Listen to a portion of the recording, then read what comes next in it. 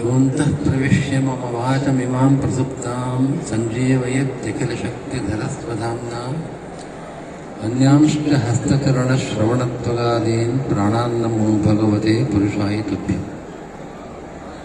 ಅಪಾದಮೌಲಿಪರ್ಯಂತಂ ಗುರುಣಾಂ ಕೃತಿಂ ಸ್ಮರೇತ್ ತೇನ ವಿಘ್ನಾಃ ಪ್ರಣಶ್ಯಂತಿ ಸಿದ್ಧ್ಯಂತಿ ಚ ಮನೋರಥಾಃ.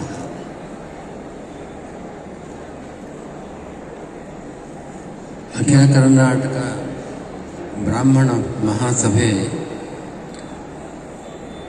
ತನ್ನ ಸುವರ್ಣೋತ್ಸವದ ಈ ಬೃಹತ್ ಸಮಾರಂಭವನ್ನು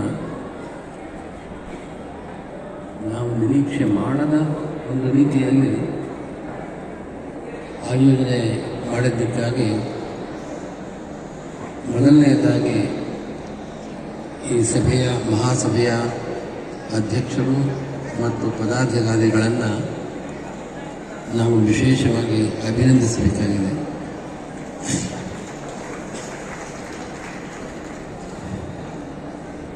ಬ್ರಾಹ್ಮಣ ಸಮುದಾಯ, ಬ್ರಾಹ್ಮಣ ಸಮಾಜ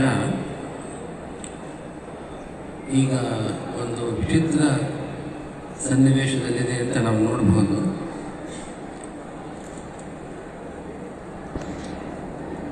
ಬ್ರಾಹ್ಮಣ ಅನಾದಿ ಕಾಲದಿಂದ ಬಂದ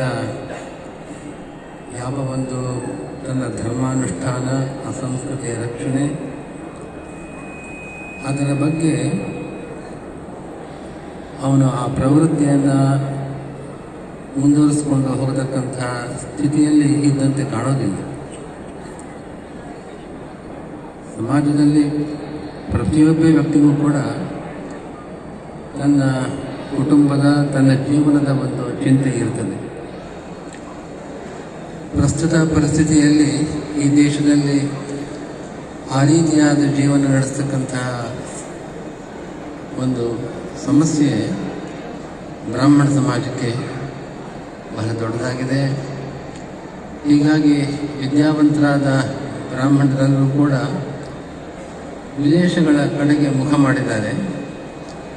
ಪ್ರಾಯಶಃ ಇನ್ನು ಕೆಲವು ದಶಕಗಳಲ್ಲಿ ನಮ್ಮ ದೇಶದಲ್ಲಿರುವ ಬ್ರಾಹ್ಮಣರ ಸಂಖ್ಯೆಗಿಂತಲೂ ಕೂಡ ವಿದೇಶಗಳಲ್ಲಿರ್ತಕ್ಕಂತಹ ಬ್ರಾಹ್ಮಣರ ಸಂಖ್ಯೆ ಜಾಸ್ತಿ ಆಗಬಹುದು.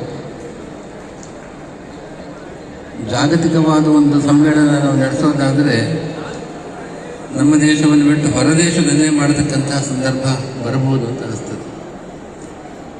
ಅದೇನೇ ಇರಲಿ, ಬ್ರಾಹ್ಮಣನ ಒಂದು ಧರ್ಮ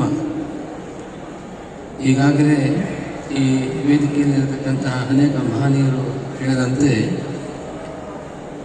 ಬ್ರಾಹ್ಮಣನ ಕೆಲವು ಅಸಾಧಾರಣ ಧರ್ಮಗಳನ್ನು ಶಾಸ್ತ್ರ ಹೇಳುತ್ತೆ. ಶಮ, ದಮ, ಇಂದ್ರಿಯ ನಿಗ್ರಹ ಮತ್ತು ಸತ್ಯನಿಷ್ಠೆ, ವೇದೋಕ್ತ ಮಾರ್ಗದಲ್ಲಿ ತನ್ನ ಕರ್ತವ್ಯಗಳನ್ನು ಅನುಷ್ಠಾನ ಮಾಡತಕ್ಕದ್ದು, ಕುರ್ಯಾದನ್ಯನ್ ನವಾ ಕುರ್ಯಾತ್ ಮೈತ್ರೋ ಬ್ರಾಹ್ಮಣ ಉಚ್ಯತೆ ಅಂತ ಒಂದು ಮಾತು. ಈ ಕಾಲದಲ್ಲಿ ಎಲ್ಲರೂ ಅಗ್ನಿಹೋತ್ರರಾಗೋದು ಸಾಧ್ಯವಿಲ್ಲ, ಅಥವಾ ತಮ್ಮ ಇಡೀ ಜೀವನವನ್ನು ಆಧ್ಯಾತ್ಮಿಕ ಮಾರ್ಗದಲ್ಲೇ ಮುನ್ನಡೆಸ್ತಕ್ಕಂಥದ್ದು ಸಾಧ್ಯತೆ ಇಲ್ಲದೇ ಇರಬಹುದು. ಆದರೆ ಮೈತ್ರ, ವಿಶ್ವಾಮಿತ್ರ ಋಷಿಗಳು ಕಂಡುಕೊಂಡಂಥ ಮಂತ್ರ, ಗಾಯತ್ರಿ ಮಂತ್ರ, ಆ ಮಂತ್ರದ ಜಪವನ್ನಾದರೂ ಕನಿಷ್ಠ ಪಕ್ಷ ಮಾಡಿದರೆ ಅದು ಅವನ ಕಲ್ಯಾಣಕ್ಕೂ ಮತ್ತು ಇಡೀ ಸಮಾಜದ, ಜಗತ್ತಿನ ಕಲ್ಯಾಣಕ್ಕೂ ಕೂಡ ಕಾರಣವಾಗ್ತಾ ಇದೆ. ಆ ರೀತಿಯಾದ ಒಂದು ಸಣ್ಣ ಸಂಸ್ಕಾರವನ್ನು ಬ್ರಾಹ್ಮಣ ಉಳಿಸ್ಕೊಳ್ಬೇಕಾಗಿದೆ. ಉಪನಿಷತ್ತಿನಲ್ಲಿ ನಾವು ಒಂದು ನಮ್ಮ ಪ್ರಾರ್ಥನಾ ಮಂತ್ರ, ಪ್ರತಿನಿತ್ಯ ನಾವು ಹೇಳಬೇಕಾದ ಮಂತ್ರ ನಾವು ಹೇಳ್ತೇವೆ. ಅಸತೋಮ ಸದ್ಗಮಯ ಜ್ಯೋತಿರ್ಮ ತಮಸೋಮ ಜ್ಯೋತಿರ್ಗಮಯ ಮೃತ್ಯೋರ್ಮ ಅಮೃತಂ ಗಮಯ ಅಂತ. ಈ ಮಂತ್ರದ ಅಭಿಪ್ರಾಯ ಹೀಗೆ: ನಾವು ಇವಾಗ ಇರತಕ್ಕಂಥ ಸ್ಥಿತಿ ಇದು ಅಸತ್. ಯಾವ್ಯಾವುದೋ ಒಂದು ಸಾಂಸಾರಿಕ ಜೀವನವನ್ನು ನಡೆಸ್ತಾ ಇದ್ದೇವೆ. ಈ ಒಂದು ಸ್ಥಿತಿಯಲ್ಲಿ ನಾವು ನಾನಾ ರೀತಿಯ ಕ್ಲೇಶಗಳನ್ನು ಅನುಭವಿಸ್ತಾ ಇದ್ದೇವೆ. ಆದರೆ ಇದ್ಯಾವುದೂ ಕೂಡ ನಮ್ಮ ಚೇತನದ ಸ್ವಭಾವವಲ್ಲ. ಈ ಚೇತನ ಹೀಗೆ ಇದ್ದದ್ದಲ್ಲ. ಇದೇನೋ ಕಾರಣಾಂತರಗಳಿಂದ ಬಂದಿರತಕ್ಕಂಥದ್ದು. ಶಾಸ್ತ್ರದಲ್ಲಿ ಇದನ್ನು ಔಪಾಧಿಕ ನೈಮಿತ್ತಿಕ ಅಂತ ಕರೀತಾರೆ. ಈ ಚೇತನ ನಿಜವಾಗಲೂ ಕೂಡ ಜ್ಞಾನಾನಂದಮಯವಾದದ್ದು. ಅದರ ಅಭಿವ್ಯಕ್ತಿಗೋಸ್ಕರವಾಗಿ ನಾವು ಜ್ಞಾನವನ್ನು ಸಂಪಾದನೆ ಮಾಡಬೇಕು. ಆ ಜ್ಯೋತಿ, ಆ ತಮಸ್ಸು, ನಮ್ಮಲ್ಲಿರ್ತಕ್ಕಂಥ ಅಜ್ಞಾನ, ಆ ಕತ್ತಲು, ಅಜ್ಞಾನದ ಕತ್ತಲು, ಅದು ನಮ್ಮಿಂದ ದೂರ ಹೋಗಬೇಕು.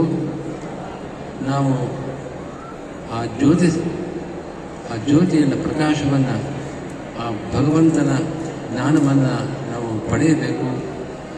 ಹೀಗಾಗಿ ನಾವು ಈಗ ಏನು ಮೃತ್ಯುವನ್ನು ಎದುರಿಸ್ತಾ ಇದ್ದೇವೆ, ಆ ಮರಣ, ಜನನ ಮರಣ, ಈ ಚಕ್ರದಿಂದ ಹೊರಬಂದು ನಾವು ಮೋಕ್ಷವನ್ನು ಪಡೆಯಬೇಕು. ಇದು ನಮ್ಮ ಧ್ಯೇಯವಾಗಿರಬೇಕು ಜೀವನದಲ್ಲಿ.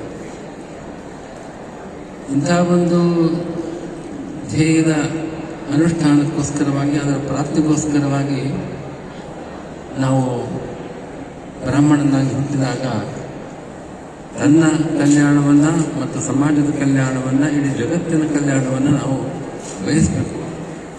ಅಂಥ ಒಂದು ನಮ್ಮ ಸಂಸ್ಕಾರ, ಅನಾದಿ ಕಾಲದಿಂದ ಬಂದ ಸಂಸ್ಕಾರವನ್ನು ನಾವು ಉಳಿಸಿಕೊಳ್ಳಬೇಕಾದ ಒಂದು ಅವಶ್ಯಕತೆ ಇದೆ.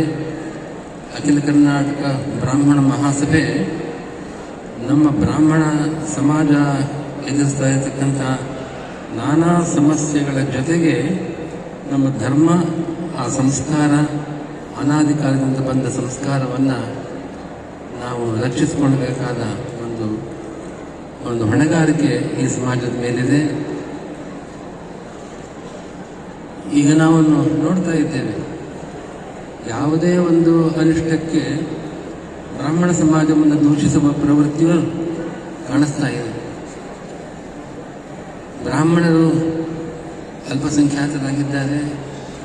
ಅಲ್ಪಸಂಖ್ಯಾತರಾದ ಈ ಬ್ರಾಹ್ಮಣ ಸಮಾಜ ಅನಾದಿ ಕಾಲದಿಂದ ಒಂದು ಜ್ಞಾನವನ್ನು ಸಂಪಾದನೆ ಮಾಡೋದೇ ಮುಖ್ಯ. ಸಮಾಜದಲ್ಲಿ ಆ ವಿದ್ಯೆಯನ್ನು ಕೊಡ್ತಕ್ಕಂಥದ್ದು ನನ್ನ ಪ್ರಧಾನವಾದ ಕಾರ್ಯ, ಸೇವೆ ಅಂತ ಭಾವಿಸಿದೆ. ಒಂದು ಆ ರೀತಿಯಾದ ಜ್ಞಾನಕ್ಕೆ, ಯಾವ ಜ್ಞಾನ ನಾವು ಇವಾಗ ಶಾಲೆ ಕಾಲೇಜುಗಳಿಗೆ ಹೋಗಿ ಕಲಿಸ್ತಕ್ಕಂಥ ವಿದ್ಯೆ, ಅದು ಮುಖ್ಯವೇ. ಆದರೆ ಭಗವದ್ಗೀತೆಯಲ್ಲಿ ಶ್ರೀಕೃಷ್ಣ ವಿಭೂತಿ ಯೋಗ ಅದನ್ನು ಆ ಅಧ್ಯಾಯದಲ್ಲಿ ಹೇಳುವಂತೆ ಎಲ್ಲ ವಿದ್ಯೆಗಳಲ್ಲೂ ಕೂಡ ಅಧ್ಯಾತ್ಮ ವಿದ್ಯಾ ವಿಜ್ಞಾನ ಅಂತ ಹೇಳ್ತಾರೆ. ನಾವು ಈಗಿನ ಆಧುನಿಕ ವಿಜ್ಞಾನದ ಅದರ ಅಧ್ಯಯನದಿಂದ, ಆ ಜ್ಞಾನದಿಂದ ನಾವು ಬೇಕಾದಷ್ಟು ಭೌತಿಕ ಸಂಪತ್ತನ್ನು ಸಂಪಾದನೆ ಮಾಡಬಹುದು. ಆದರೆ ಮನುಷ್ಯನಿಗೆ ಬೇಕಾಗಿರತಕ್ಕಂಥ ಒಂದು ಶಾಂತಿ, ಮನಃಶಾಂತಿ, ವಿಶೇಷವಾಗಿ ಆ ರೀತಿಯಾದ ಒಂದು ಆಧ್ಯಾತ್ಮಿಕ ಒಂದು ಉನ್ನತಿಯನ್ನು ಪಡೆಯೋದಕ್ಕೆ ಆ ಜ್ಞಾನ ನಮಗೆ ಸಹಾಯಕವಾಗಲ್ಲ. ಒಂದು ಅಧ್ಯಾತ್ಮ ವಿದ್ಯೆ, ಆತ್ಮ ಅಂದರೆ ಭಗವಂತ. ಆ ಅಧ್ಯಾತ್ಮದ ವಿದ್ಯೆ ಇದ್ದಲ್ಲಿ ಆ ಭಗವಂತನ ಜ್ಞಾನ, ಅದನ್ನು ಪಡೆಯಬೇಕಾದರೆ, ಅದನ್ನು ಪಡೆದಾಗ ಮಾತ್ರ ಮನುಷ್ಯ ಒಂದು ಸ್ಥಿತಪ್ರಜ್ಞ ಅಂತ ಭಗವದ್ಗೀತೆಯಲ್ಲಿ ಹೇಳಿರ್ತಕ್ಕಂಥ ಒಂದು ಸಮಚಿತ್ತತೆ, ಆ ಮನಃಶಾಂತಿ, ಲೋಕ ಕಲ್ಯಾಣವನ್ನು ಬಯಸ್ತಕ್ಕಂಥ ಈ ಕ್ರೋಧ, ಲೋಭ ಮೊದಲಾದ ದೋಷಗಳನ್ನು ಕಳೆದುಕೊಂಡು ಮನುಷ್ಯ ಉತ್ತಮವಾದ ಒಂದು ಸಾರ್ಥಕವಾದ ಜೀವನವನ್ನು ಅವನು ಸಾಗಿಸಬಹುದು. ಮನುಷ್ಯ ಜೀವನದ ಸಾರ್ಥಕತೆ ಅಧ್ಯಾತ್ಮ ವಿದ್ಯೆಯಿಂದ ಮಾತ್ರ. ಎಷ್ಟೇ ಸಂಪತ್ತನ್ನು ಗಳಿಸಿದವರು ಕೂಡ ಮನಃಶಾಂತಿ ಇಲ್ಲದೆ ಆ ರೀತಿ ದುಃಖ ಪಡುವುದನ್ನು ನಾವು ನೋಡ್ತಾ ಇದ್ದೇವೆ. ಅಂಥ ಒಂದು ಸ್ಥಿತಪ್ರಜ್ಞತೆಯನ್ನು ಸಂಪಾದನೆ ಮಾಡೋದಕ್ಕೆ ಬೇಕಾದ ಅಧ್ಯಾತ್ಮ ವಿದ್ಯೆ ಅದು ಮುಖ್ಯವಾದದ್ದು. ಬ್ರಾಹ್ಮಣ ಅಧ್ಯಯನ ಮಾಡಬೇಕಾದದ್ದು ಅದು ಹಂತವಾಗಿ ಜೀವನದಲ್ಲಿ ಉನ್ನತಿಯನ್ನು ಪಡೆಯೋದಕ್ಕೆ ಸಾಧಕವಾಗ್ತಾ ಇದೆ. ಆ ರೀತಿಯ ಒಂದು ಬ್ರಾಹ್ಮಣ ಸಮಾಜದ ಧ್ಯೇಯ ಅದು ಎಲ್ಲರೂ ಈ ಸಮಾಜದಲ್ಲಿ ಈ ಸಮುದಾಯದಲ್ಲಿ ಸೇರಿದವರು ನಮ್ಮ ಜೀವನದಲ್ಲಿ ಅಳವಡಿಸ್ಕೊಳ್ಬೇಕಾಗಿರ್ತಕ್ಕಂಥದ್ದು. ಅಖಿಲ ಭಾರತ ಬ್ರಾಹ್ಮಣ ಮಹಾಸಭೆ ಬ್ರಾಹ್ಮಣರ ಒಂದು ಸಂಘಟನೆ. ಆ ಸಂಘಟನೆ ಸ್ವಾರ್ಥಕ್ಕೋಸ್ಕರವಲ್ಲ, ಪ್ರತಿಯೊಬ್ಬ ಬ್ರಾಹ್ಮಣ ತನ್ನ ಜೀವನದಲ್ಲಿ ಸಾರ್ಥಕತೆಯನ್ನು ಪಡೆಯಬೇಕು, ಜೊತೆಗೆ ಲೋಕೋಪಕಾರಿಯಾದ ಕಾರ್ಯಗಳನ್ನು ಮಾಡಬೇಕು.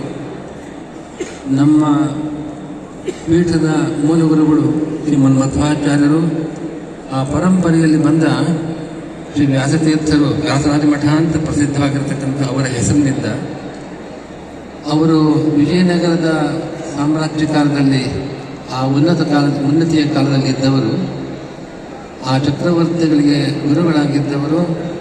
ಆ ಕಾಲದಲ್ಲಿ ಹಿಂದೂ ಧರ್ಮದ ರಕ್ಷಣೆಗೆ ವಿಶೇಷವಾದ ಮಾರ್ಗದರ್ಶನವನ್ನು ಮಾಡಿದವರು, ಮಹಾದಾರ್ಶನಿಕರು. ಅದರ ಜೊತೆಗೆ ಲೋಕ ಕಲ್ಯಾಣದ ಅನೇಕ ಕಾರ್ಯಗಳನ್ನು ಮಾಡಿದವರು. ಎಲ್ಲ ಸಮಾಜದ ಎಲ್ಲ ವರ್ಗದವರೆಗೂ ಕೂಡ ಅವರು ಜೀವನದಲ್ಲಿ ಒಂದು ಸ್ಥಿತಿಯನ್ನು ಪಡೆಯೋದಕ್ಕೆ ಬೇಕಾದಂತೆ ಅಂತಹ ಕಾರ್ಯಗಳನ್ನು ಕೆರೆಭಾವಿ ಮೊದಲಾದವುಗಳನ್ನು ಕಟ್ಟಿದರು ಅಂತ ನಾವು ಕೇಳ್ತೇವೆ. ಆ ರೀತಿಯಾದ ಒಂದು ಮಾರ್ಗದರ್ಶನ ಮಾಡಿದ ಮಹಾನುಭಾವರು. ಅವರು ತಮ್ಮ ಕಾಲದಲ್ಲಿ ಹಿಂದೂ ಧರ್ಮದ ರಕ್ಷಣೆಗಾಗಿ ಇಡೀ ಸಮಾಜದಲ್ಲಿ ಎಲ್ಲರಿಗೂ ಕೂಡ ಒಂದು ಭಕ್ತಿ ಮಾರ್ಗದಲ್ಲಿ ಪ್ರಚೋದನೆಗೋಸ್ಕರವಾಗಿ ಮಹಾದಾರ್ಶನಿಕರಾದರೂ ಕೂಡ ಜನಸಾಮಾನ್ಯರಿಗೆ ಭಗವದ್ಭಕ್ತಿ ಪ್ರಚೋದನೆ ಮಾಡತಕ್ಕಂಥ ಸಾಹಿತ್ಯವನ್ನು ರಚನೆ ಮಾಡಿದವರು. ಪುರಂದರದಾಸರು, ಕನಕದಾಸರು ಮೊದಲಾದವರಿಗೆ ಆ ದೀಕ್ಷೆಯನ್ನು ಕೊಟ್ಟು ಇಡೀ ಸಮಾಜದಲ್ಲಿ ಆ ಧರ್ಮ ಮತ್ತು ಆ ಭಕ್ತಿ ಮಾರ್ಗದ ಒಂದು ದಾರಿದೀಪವನ್ನು ತೋರಿಸಿದ ಮಹಾನುಭಾವರು. ನಮ್ಮ ಎಲ್ಲ ಪೀಠಾಧಿಪತಿಗಳು ಬ್ರಾಹ್ಮಣ ಸಮಾಜದ ಮಾರ್ಗದರ್ಶಕರಾಗಿದ್ದಾರೆ. ಈ ಪೀಠಗಳಲ್ಲಿ ಮತ್ತು ಶಿಷ್ಯರಲ್ಲಿ, ಆ ಮಠದ ಅನುಯಾಯಿಗಳಲ್ಲಿ ಒಂದು ಸಂಘಟನೆ, ಒಂದು ಸೌಹಾರ್ದ, ಇಡೀ ಸಮಾಜದ ಉನ್ನತಿಗೋಸ್ಕರವಾಗಿ ಹಿಂದೂ ಸಮಾಜದ ಅಭ್ಯುದಯಕ್ಕಾಗಿ ಮಾಡಬೇಕಾದ ಕಾರ್ಯಗಳಲ್ಲಿ ಅದು ತೊಡಗಬೇಕಾಗಿದೆ. ಈ ಮಹಾಸಭೆಯ ಈ ಅಧಿವೇಶನ ಏನು ನಡೀತಾ ಇದೆ 3 ದಿವಸಗಳಿಂದ, ಅದು ತನ್ನ ಕಾರ್ಯದಲ್ಲಿ ಯಶಸ್ವಿಯಾಗಬೇಕು. ಅಖಿಲ ಕರ್ನಾಟಕ ಬ್ರಾಹ್ಮಣ ಮಹಾಸಭೆ ಕರ್ನಾಟಕ ಅಂತ ಒಂದು ಪ್ರಾಂತಕ್ಕೆ ಸಂಬಂಧಪಟ್ಟ ಕಾರ್ಯವನ್ನು ಮಾಡ್ತಾ ಇದೆ. ಇದರಂತೆ ಅಖಿಲ ಭಾರತ ಬ್ರಾಹ್ಮಣ ಸಭೆ ಒಂದು ಅಗತ್ಯ. ಅದು ಆ ರೀತಿಯಾದ ಸಂಘಟನೆ ಆಗಬೇಕು. ನಾನು ಮೊದಲೇ ಹೇಳಿದಂತೆ ಬ್ರಾಹ್ಮಣರು ಪ್ರಾಯಶಃ ಭಾರತದಲ್ಲಿರುವುದಕ್ಕಿಂತ ವಿದೇಶಗಳಲ್ಲಿ ಹೆಚ್ಚು ಇರುವ ಸಂದರ್ಭ ಸದ್ಯದಲ್ಲಿ ಬರ್ತಾ ಇದೆ. ಆದ್ದರಿಂದ ಅಖಿಲ ವಿಶ್ವ ಬ್ರಾಹ್ಮಣ ಮಹಾಸಭೆಯ ಅದು ಒಂದು ಅಸ್ತಿತ್ವಕ್ಕೆ ಬರಬೇಕಾದ ಸನ್ನಿವೇಶ ಇದೆ ಅಂತ ನಾನು ಭಾವಿಸ್ತಾ ಇದ್ದೇನೆ. ಇಂಥ ಒಂದು ಅಖಿಲ ಕರ್ನಾಟಕ ಬ್ರಾಹ್ಮಣ ಮಹಾಸಭೆಯ ಈ ಕಾರ್ಯಕ್ರಮ ಬಹಳ ಅದ್ಭುತವಾಗಿ ನಡೆದಿದೆ. ನಮ್ಮಲ್ಲಿ ಒಂದು ಮಾತು ಬಹಳ ಚೆನ್ನಾಗಿ ನಡೆದಾಗ ನಭೂತೋ ನ ಭವಿಷ್ಯತಿ ಅಂತ ಹೇಳುವ ಮಾತಿದೆ. ಇದು ನಭೂತಃ ಹಿಂದೆ ಆಗಿಲ್ಲ, ಅವಾಗ ನಡೀತಾ ಇದೆ. ಆದರೆ ಇದು ನ ಭವಿಷ್ಯತಿ ಅಂತ ಆಗಬಾರ್ದು. ಮುಂದೆ ಪದೇ ಪದೇ ಇಂಥ ಸಮ್ಮೇಳನಗಳು ನಡೆಯಬೇಕು. ಈಗಿನ ಕಾಲದಲ್ಲಿ ಬ್ರಾಹ್ಮಣರ ಓಟಿಗೆ ಅಷ್ಟು ಮಹತ್ವ ಇಲ್ಲ. ಯಾಕೆ ಅಂತಂದರೆ ಅವರ ಆ ಓಟಿನ ಸಂಖ್ಯೆ ಬಹಳ ಕಡಿಮೆ. ಆದರೂ ಕೂಡ ಸಮಾಜದಲ್ಲಿ ಒಂದು ಮಾರ್ಗದರ್ಶನ ಮಾಡ್ತಕ್ಕಂಥ ಹೊಣೆಗಾರಿಕೆ ಬ್ರಾಹ್ಮಣರಿಗಿದೆ. ರಾಜಕೀಯವಾಗಿ ಬ್ರಾಹ್ಮಣರಿಗೆ ಬಲ ಇಲ್ಲದೆ ಇರಬಹುದು. ನೀತಿ ಮತ್ತು ಸಾಮಾನ್ಯ ಧರ್ಮ ಸಮಾಜಕ್ಕೆ ಪ್ರೇರಣೆ ಕೊಡತಕ್ಕಂಥ ಇದರ ಧರ್ಮ ಅನ್ನೋ ಒಂದು ಶಬ್ದ ಬಹಳ ವೈಶಿಷ್ಟ್ಯಪೂರ್ಣವಾದದ್ದು. ಪ್ರಾಯಶಃ ಯಾವುದೇ ಭಾಷೆಯಲ್ಲಿ ಈ ಧರ್ಮ ಅನ್ನೋ ಪದ ಕೊಡ್ತಕ್ಕಂಥ ಅರ್ಥವನ್ನು ಕೊಡೋ ಸಿಗಲಾರು. ಧಾರಕತ್ವ ಧರ್ಮ ಅಂತ ನಾವು ಅದರ ವ್ಯಾಖ್ಯಾನವನ್ನು ಕೇಳ್ತೇವೆ. ಈ ಧರ್ಮ ಅನ್ನೋದು ಜಗತ್ತಿನ ಧಾರಣೆ. ಜಗತ್ತು ಇರಬೇಕಾದರೆ ಅದರ ಸ್ಥಿತಿ, ಅದರ ಅಸ್ತಿತ್ವ, ಜಗತ್ತಿನ ಅಸ್ತಿತ್ವ, ಅದಕ್ಕೆ ಮೂಲಭೂತವಾದ ಪ್ರವೃತ್ತಿ ಅದು ಧರ್ಮ.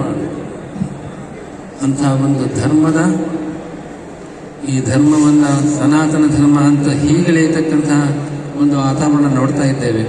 ಸನಾತನ ಅಂತಂದರೆ ಅನಾದಿ, ಅದಕ್ಕೆ ಮೊದಲು ಯಾವುದಂತ ಗೊತ್ತಿಲ್ಲ. ಇಂಥ ಒಂದು ಧರ್ಮ, ಸನಾತನ ಧರ್ಮ, ಅದು ಜಗತ್ತಿನ ಧಾರಣೆ, ಜಗತ್ತಿನ ಅಸ್ತಿತ್ವ, ಅದನ್ನು ಆಧಾರವಾಗಿ ಜನಗಳಿಗೆ ಆ ಪ್ರವೃತ್ತಿಯನ್ನು ಕೊಡ್ತಕ್ಕಂಥದ್ದು. ಅದು ಯಾವುದೇ ಒಂದು ವರ್ಗದ ಅಥವಾ ಒಂದು ಸಮುದಾಯಕ್ಕೆ ಮಾತ್ರ ಮೀಸಲಾಗದೆ ಈ ಜಗತ್ತಿನಲ್ಲಿ ನಮ್ಮ ಕೇವಲ ಒಂದು ಪ್ರಾಂತ್ಯದಲ್ಲೆಲ್ಲ ಅಥವಾ ಒಂದು ದೇಶದ ಒಂದು ಭಾಗಕ್ಕಲ್ಲ, ಸಮಸ್ತ ಜಗತ್ತಿನೂ ಕೂಡ ನಮಗೆ ಅವಶ್ಯಕವಾದ ಧರ್ಮ. ಕೃಷ್ಣನನ್ನು ನಾವು ನಮಸ್ಕಾರ ಮಾಡಬೇಕಾದ್ರೆ ಗೋ ಬ್ರಾಹ್ಮಣ ಹಿತಾಯಿಕ ಜಗದ್ಧಿತಾಯ ಕೃಷ್ಣಾಯ ಅಂತ. ಗೋವು ಬ್ರಾಹ್ಮಣ ಎಲ್ಲದಕ್ಕಿಂತ ಹೆಚ್ಚಾಗಿ ಸಮಸ್ತ ಜಗತ್ತಿನ ಹಿತಕ್ಕೋಸ್ಕರವಾಗಿ ಶ್ರೀಕೃಷ್ಣನ ಅವತಾರವಾಗಿದೆ ಅಂತ ನಾವು ಹೇಳ್ತೇವೆ. ತುಂಬ ದುಃಖದಿಂದ ಹೇಳಬೇಕಾದ ಮಾತು ಅಂತಂದರೆ, ಈಗಿನ ಕೆಲವು ದಿವಸಗಳಲ್ಲಿ ಯಾರೋ ಮೇಲೆ ಇರತಕ್ಕಂತಹ ಈ ಸಮಾಜದ ಮೇಲೆ ಇರತಕ್ಕಂತಹ ಒಂದು ಅಸಹನೆಯಿಂದ ಆ ಮೂಕ ಪ್ರಾಣಿ ಗೋವಿಗೆ ಹಿಂಸೆ ಮಾಡಿದ ನಾವು ಹೇಳ್ತಾ ಇದ್ದೇವೆ. ಅದನ್ನು ನಾವು ಈ ಸಮ್ಮೇಳನದಲ್ಲಿ, ಇಂಥ ಸಮ್ಮೇಳನದಲ್ಲಿ ಅದನ್ನು ವಿಶೇಷವಾಗಿ ಖಂಡನೆ ಮಾಡಬೇಕು ಮತ್ತು ಸರ್ಕಾರಕ್ಕೆ ನಾವು ನೀಡಬೇಕು, ಈ ರಕ್ಷಣೆ ಕೊಡಬೇಕು. ನೀವು ಗೋವುಗಳಿಗೆ ಯಾವುದೇ ಪ್ರಾಣಿಗೂ ನೋವಾಗದಂತೆ ನೋಡ್ತಕ್ಕಂತಹ ಕರ್ತವ್ಯ ನಮ್ಮಲ್ಲಿದೆ. ತತ್ರಾಪಿ ನಿರಪರಾಧಿಯಾದ ಆ ಗೋವಿನ ಕೆಚ್ಚನ ಕತ್ತರಿಸೋದು, ಅದರ ಕಾಲನ್ನು ಕತ್ತರಿಸೋದು, ಇಂಥ ಒಂದು ಕ್ರೌರ್ಯವನ್ನು ತೋರಿಸ್ತಕ್ಕಂಥ ಒಂದು ಸಂಗತಿಗಳು ನಡೆಯಬಾರದು. ಈ ಬ್ರಾಹ್ಮಣ ಮಹಾಸಭೆ ಈ ಸನ್ನಿವೇಶದಲ್ಲಿ ಇಂತಹ ಸಮಯದಲ್ಲಿ ಸರ್ಕಾರಕ್ಕೆ ನಾವು ಮನವಿಯನ್ನು ಸಲ್ಲಿಸಬೇಕು ಅಂತ ನಾನು ಭಾವಿಸ್ತೇನೆ. ಈ ಬಗ್ಗೆ ಎಲ್ಲರ ಸಮ್ಮತಿ ಇದೆ ಅಂತ ಭಾವಿಸ್ತಾ ಇದ್ದೇನೆ. ಅಖಿಲ ಕರ್ನಾಟಕ ಮಹಾಸಭೆಯ ಈ ಕರ್ತವ್ಯಗಳಲ್ಲಿ ಈಗಾಗಲೇ ಹೇಳಿದಂತೆ ಇದು ಕೇವಲ ನಮ್ಮ ಒಂದು ಗುಂಪಿಗೆ ಮಾತ್ರ ಸೀಮಿತವಾಗದೆ ಇಡೀ ಸಮಾಜಕ್ಕೆ ಅತ್ಯವಶ್ಯಕವಾಗಿರತಕ್ಕಂಥ ಆಸ್ಪತ್ರೆಗಳನ್ನು, ಶಿಕ್ಷಣವನ್ನು ಕೊಡತಕ್ಕಂಥದ್ದು, ಇಂಥ ಕಾರ್ಯಕ್ರಮಗಳನ್ನು ಅದನ್ನು ಹಮ್ಮಿಕೊಳ್ಳಬೇಕು. ಇಂಥ ಅನೇಕ ಪೀಠಾಧಿಪತಿಗಳು ಸೇರಿದಾಗ ಈ ಎಲ್ಲ ಬ್ರಾಹ್ಮಣರು ಸೇರಿ ಬೇರೆ ದೇಶಗಳಲ್ಲಿ ಅವರು ಶ್ರೀಮಂತರಾಗಿದ್ದಾರೆ, ಅವರೆಲ್ಲ ಸಹಾಯ ಮಾಡಿದಾಗ ಇಂಥ ಒಂದು ಸಾಮಾಜಿಕ ಕಾರ್ಯಗಳನ್ನು ನಾವು ನಡೆಸೋದಕ್ಕೆ ಬಲ ಬರ್ತದೆ. ಅಖಿಲ ಕರ್ನಾಟಕ ಬ್ರಾಹ್ಮಣ ಮಹಾಸಭೆ ಸಮಸ್ತ ಜಗತ್ತಿನ ಒಂದು ಕ್ಷೇಮ ಸ್ಥೈರ್ಯಗಳಿಗೆ ಕಾರಣವಾಗುವಂತೆ ಆ ಭಗವಂತ ಅನುಗ್ರಹ ಮಾಡಲಿ ಅಂತ ಪ್ರಾರ್ಥನೆ ಮಾಡಿ ಈ ಬ್ರಾಹ್ಮಣ ಮಹಾಸಭೆಯ ಅಧ್ಯಕ್ಷರು ಮತ್ತು ಅದರ ಪದಾಧಿಕಾರಿಗಳನ್ನು ವಿಶೇಷವಾಗಿ ಅಭಿನಂದಿಸಿ ನಮ್ಮ ಮಾತನ್ನು ಮುಗಿಸ್ತಾ ಇದ್ದೇನೆ. ಶ್ರೀ ವ್ಯಾಸರಾಜ ಮಠ ಸೋಸಲೆಯ ಶ್ರೀಪಾದಂಗಳವರು ಮತ್ತು ಶ್ರೀ ಶ್ರೀಪಾದರಾಜ ಮಠ ಮುಳಬಾಗಿಲು ಶ್ರೀಪಾದಂಗಳವರು ತುರ್ತು ಕಾರ್ಯದ ನಿಮಿತ್ತ ಈ ವೇದಿಕೆಯಿಂದ ನಿರ್ಗಮಿಸಲಿದ್ದಾರೆ. ಅದಕ್ಕಾಗಿ ಸಭಾಧ್ಯಕ್ಷರ ಅನುಮತಿಯನ್ನು ಕೋರುತ್ತಾ ಪೂಜಾ ವಿನಾಯಕ ರಾಂಪುರ್ ಈ ಬಾಲಕಿ ಕನ್ನಡ ಎಂಎಯಲ್ಲಿ ಚಿನ್ನದ ಪದಕ ಪಡೆದಂತಹ ಶ್ರೇಷ್ಠ ಸಾಧನೆಯನ್ನ ಮಾಡಿದ್ದಾಳೆ. ಈ ಬಾಲಿಕೆಗೆ ಸಭಾಧ್ಯಕ್ಷರಾದಂತಹ ಗೌರವಾನ್ವಿತ ಶ್ರೀ ಕೃಷ್ಣ ದೀಕ್ಷಿತ್ ಅವರು ಹಾರ ಮತ್ತು ಗೌರವವನ್ನು ನೀಡಿ ಪುರಸ್ಕರಿಸಬೇಕಾಗಿ ಕೋರಿಕೊಳ್ತಾ ಇದ್ದೇವೆ.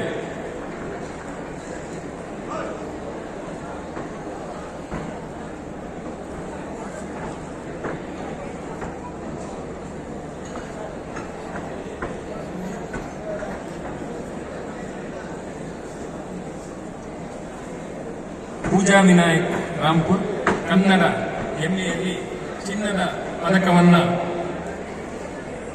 ಮಡಿಲಿಗೆ ಮತ್ತು ಮುಡಿಗೆ ಏರಿಸಿಕೊಂಡಂತಹ ಸಾಧನೆಯ ಬಾಲಕಿ. ಈಕೆಗೆ ಸಭಾಧ್ಯಕ್ಷರಿಂದ ಅತಿಥಿಗಳ ಸಮಕ್ಷಮದಲ್ಲಿ ಗೌರವದ ಸಮರ್ಪಣೆ. ಪರಮ ಪೂಜ್ಯರಾದ ಶ್ರೀ ವ್ಯಾಸರಾಜ ಮಠದ ಶ್ರೀಪಾದಂಗಳು ಮತ್ತು ಶ್ರೀ ಶ್ರೀಪಾದರಾಜ ಮಠ ಮುಳಬಾಗಿಲಿನ ಶ್ರೀಪಾದಂಗಳವರು ತುರ್ತು ಕಾರ್ಯದ ನಿಮಿತ್ತ ವೇದಿಕೆಯಿಂದ ನಿರ್ಗಮಿಸ್ತಾ ಇದ್ದಾರೆ. ಮುಂದಿನ ಕಾರ್ಯಕ್ಕಾಗಿ ಕೂಡ ಸಭೆಯ ಅನುಮತಿಯನ್ನ ಕೊಡ್ತಾ ಇದ್ದೇವೆ. ಎಲ್ಲ ಸಭಾಂಗಣದಲ್ಲಿರತಕ್ಕಂತಹ ಗೌರವಾನ್ವಿತ ವಿಪ್ರ ಬಂಧುಗಳು ಅತ್ಯಂತ ಶಾಂತಿಯುತವಾಗಿ ಮುಂದಿನ ಆಶೀರ್ವಚನದ ಕಾರ್ಯಕ್ರಮಕ್ಕೆ ಸಹಕರಿಸಬೇಕೆಂದು ಕೂಡ ವಿನಂತಿ ಮಾಡಿಕೊಳ್ತಾ ಇದ್ದೇವೆ. ಇನ್ನು ಕೆಲವೇ ಹೊತ್ತಿನಲ್ಲಿ ಈ ಧರ್ಮಸಭೆಯ ಮುಕ್ತಾಯವಾಗ್ತದೆ. ನಿಮ್ಮೆಲ್ಲರ ಸಹಕಾರವಿರಲಿ. ಹರಿಹರಪುರದ ಶ್ರೀ ಆದಿಶಂಕರಾಚಾರ್ಯ ಶಾರದಾ ಲಕ್ಷ್ಮೀ ನರಸಿಂಹ ಪೀಠದ ಪೀಠಾಧೀಶ್ವರರಾದ ಶ್ರೀಮದ್ ಜಗದ್ಗುರು ಶಂಕರಾಚಾರ್ಯ ಪರಮ ಪೂಜ್ಯ ಶ್ರೀ ಶ್ರೀ ಸ್ವಯಂ ಪ್ರಕಾಶ ಸಚ್ಚಿದಾನಂದ ಮಹಾಸರಸ್ವತಿ ಸ್ವಾಮಿಗಳಿಂದ ಈಗ ಸ್ವಯಂ ಪ್ರಕಾಶಿತವಾದಂತಹ ಅನುಗ್ರಹದ ನುಡಿಗಾಗಿ ಅಖಿಲ ಕರ್ನಾಟಕ ಬ್ರಾಹ್ಮಣ ಮಹಾಸಭಾದ ಪರವಾಗಿ ಭಿನ್ನವಿಸಿಕೊಳ್ತಾ ಇದ್ದೇವೆ. ಪರಮ ಪೂಜ್ಯ ಶ್ರೀ ಶ್ರೀ ಸ್ವಯಂ ಪ್ರಕಾಶ ಸಚ್ಚಿದಾನಂದ ಸರಸ್ವತಿ ಮಹಾಸ್ವಾಮಿಗಳವರ ಅನುಗ್ರಹದ ವಚನಗಳು.